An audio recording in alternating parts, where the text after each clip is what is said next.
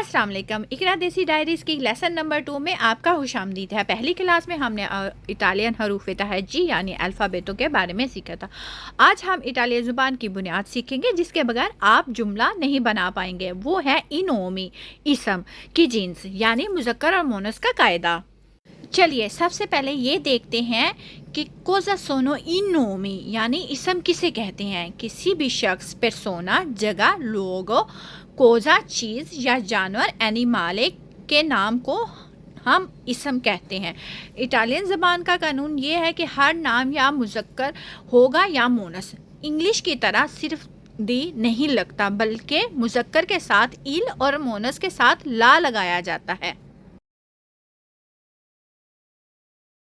हमारा पहला कायदा बहुत सादा है। इटालियन ज़ुबान में जो अल्फाज इंग्लिश के लेटर ओ पर ख़त्म होते हैं वो आमतौर पर मुज़क्कर यानी मस्कीले होते हैं। इनके शुरू में इल हम लगाते हैं, जैसे मिसाल के तौर पर इल लिब्रो यानी किताब।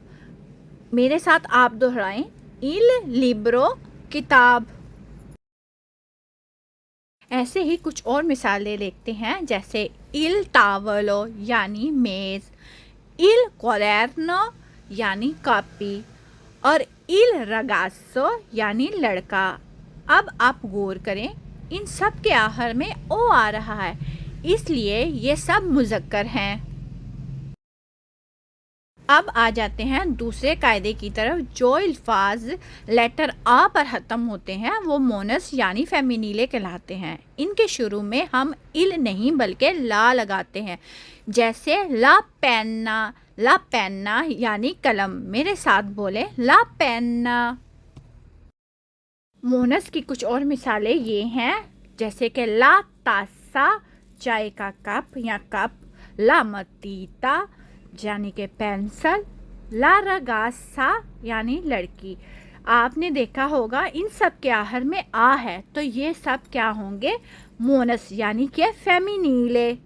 लेकिन याद रखें, इटालियन में कुछ उल्टे अल्फाज भी होते हैं जिन्हें हम एक्सेप्शनी कहते हैं, जैसे कि ला मानो हाथ है, इसके आखिर में ओ है लेकिन ये मुज़क्कर नहीं बल्कि मोनस है।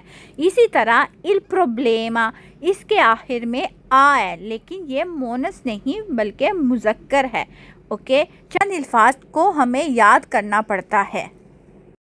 आज की क्लास यहाँ ख़त्म हुई। अब बारी है आपके टेस्ट की। मुझे कमेंट्स में बताएं कि लफ्ज़ ज़ाइनो यानी स्कूल बैग मुज़क्कर है या मोनस। अपना जवाब लाजमी लिखिएगा। वीडियो अच्छी लगी तो आप लाइक करें और अगली वीडियो के लिए सब्सक्राइब करना मत भूलिएगा। तब तक के लिए अल्लाह हाफिज़।